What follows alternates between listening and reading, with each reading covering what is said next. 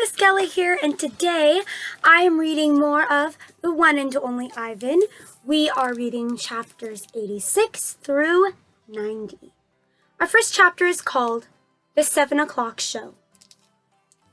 During the last show of the day, Ruby seems tired. When she stumbles, Mac reaches for the claw stick. I tense, waiting for her to strike back. Ruby doesn't even flinch. She just keeps plodding along, and after a while, Snickers jumps into her back. 12. I lie in my cage with Bob on my stomach. We are watching Julia do her homework. She doesn't seem to be enjoying it. I can tell because she is sighing more than usual. Again, for the 100th time, or maybe the 1000th, I wonder what is missing from my painting. And for the 100th time, or maybe the 1000th, I don't have any answer.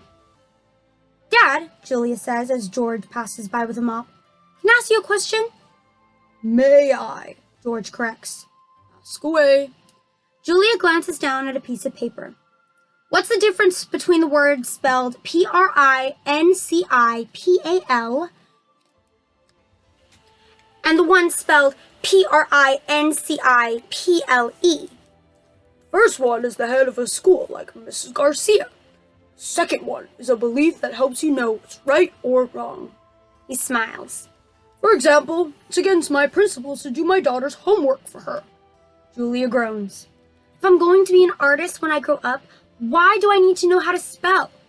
With a laugh, George heads off. Poor Julia, I think.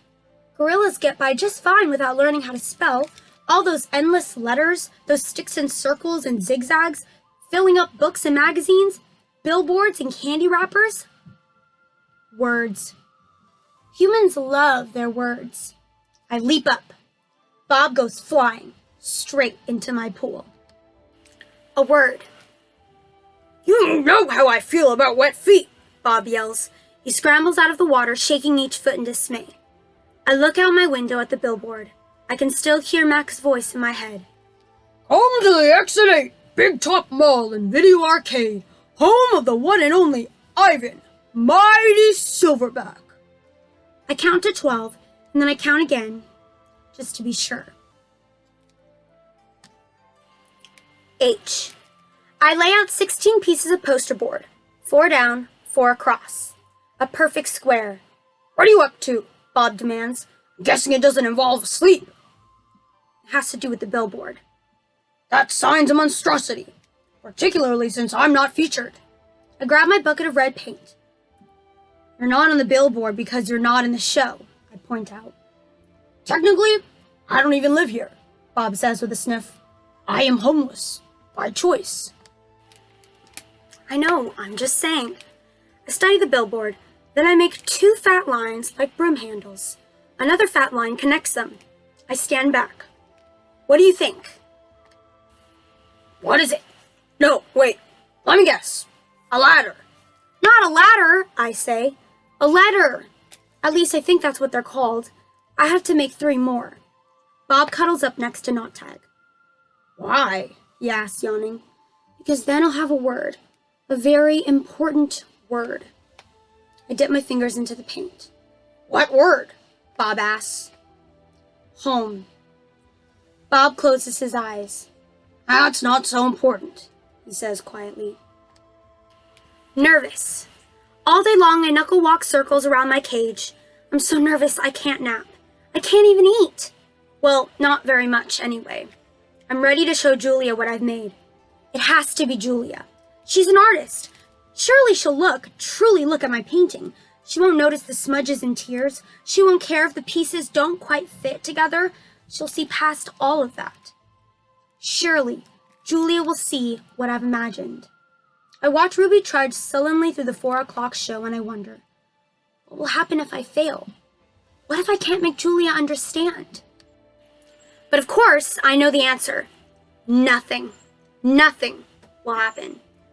Ruby will remain the main attraction at the Exit 8 Big Top Mall and Video Arcade, conveniently located off I-95. It shows at 2, 4, 7, 365 days a year, year after year after year. Showing Julia. It's time to show my work. The mall is silent. except for Thelma, the macaw, who is practicing a new phrase. Uh-oh! Julia is finishing her homework. George is sweeping outside. Mac has gone home for the night. I grab Knot Tag and carefully pull out the folded papers. So many paintings! Page after page, piece after piece of my giant puzzle. I pound on my glass and Julia glances over. Fingers trembling, I hold up one of my paintings. It's brown and green, a corner piece. Julia smiles. I display another picture, and then another, and another, and another, each one a tiny part of the whole. Julia looks confused. But what is it? She asks. She shrugs. Doesn't matter. It's pretty just as it is. Uh-oh, says Thelma.